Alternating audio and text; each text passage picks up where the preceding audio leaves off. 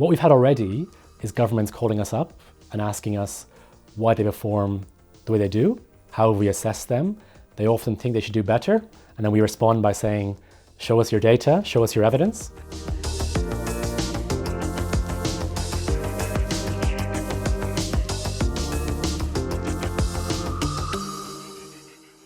Do you believe that the index has promoted any change for the countries that has been measured?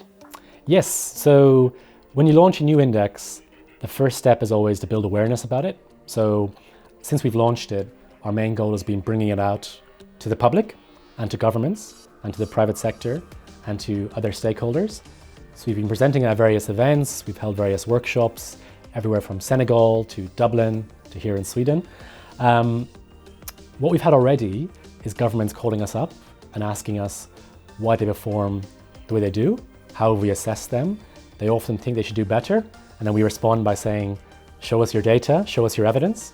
And so several countries have now dug deeper into locally their own data sources and evidence and spoken to their own local stakeholders, and then come back to us to say this is what they found. We've compared notes.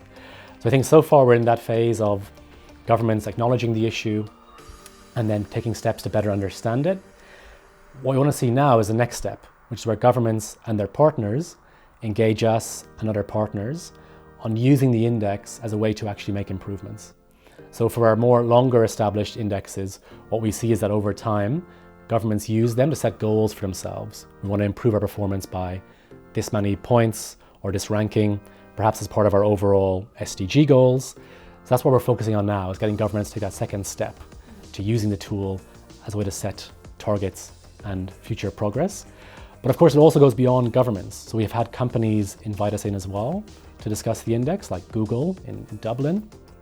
And so we are seeing companies and NGOs who operate in quite specific areas, perhaps with certain at-risk groups, wanting to better understand the broader environment that their work sits in. And they've asked us in to discuss the index with that goal in mind as well.